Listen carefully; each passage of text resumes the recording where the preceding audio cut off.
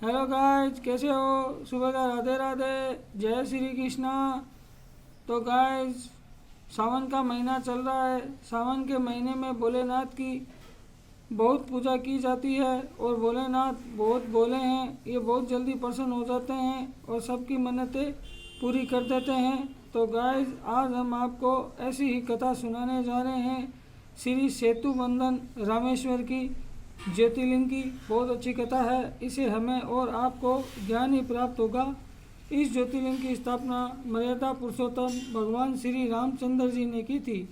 इसके विषय में ये कथा कही जाती है कि जब भगवान श्री रामचंद्र जी लंका पर चढ़ाई करने के लिए जा रहे थे, तब इसी स्थान पर उन्होंने समुद्र तट की बालुका से शिवलिंग बनाकर उसका पूजन किया था। ऐसा भी कहा जाता है कि इस स्थान पर ठहरकर भगवान राम जल पी रहे थे कि आकाशवाणी हुई कि मेरी पूजा किए बिना ही जल पीते हो।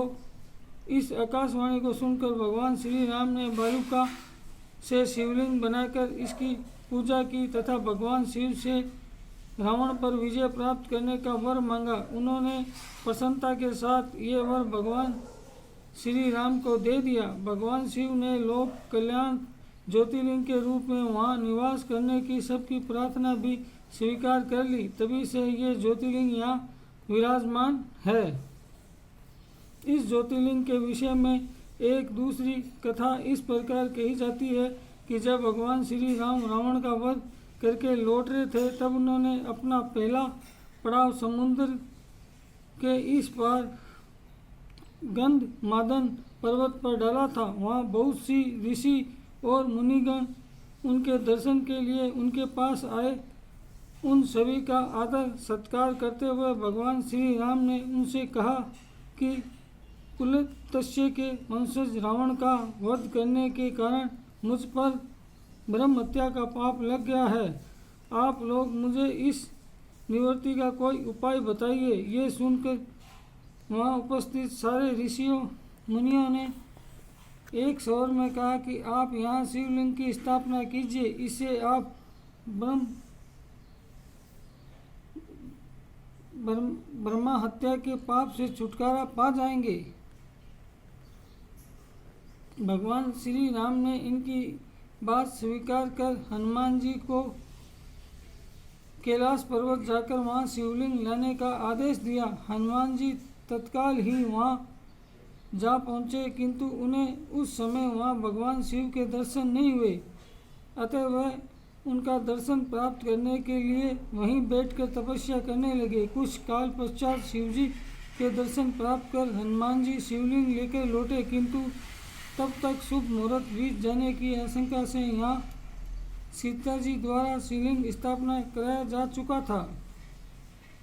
हनुमान जी को ये सब देखकर बहुत दुख हुआ। उन्होंने अपनी व्यथा भगवान श्री राम से कह सुनाई। भगवान ने पहले ही लिंग स्थापित किए जाने का कारण हनुमान जी को बताते हुए कहा, यदि तुम चाहो तो इस शिवलिंग को यहाँ से उखाड़ कर हटा दो।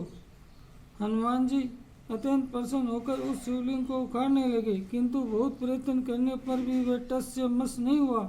अंत में उन्होंने उस शिवलिंग को अपनी पूंछ में लपेटकर उखाड़ने का प्रयत्न किया, फिर भी वह ज्यों का ज्यों ही अड़िंग बना रहा। उल्टे हनुमान जी ही धक्का खाकर एक कोस दूर मूर्छित होकर जा गिरे। उनके शरीर से रक्त बहने लगा। ये देखकर सभी लोग अत्यंत व्याकुल हो उठे। माता सीता जी ने पुत्र से भी प्यार अपने हनुमान के शरीर पर हाथ फेरती हुई विलाप करने लगी। मूर्छा दूर होने पर हनुमान जी ने भगवान श्री राम को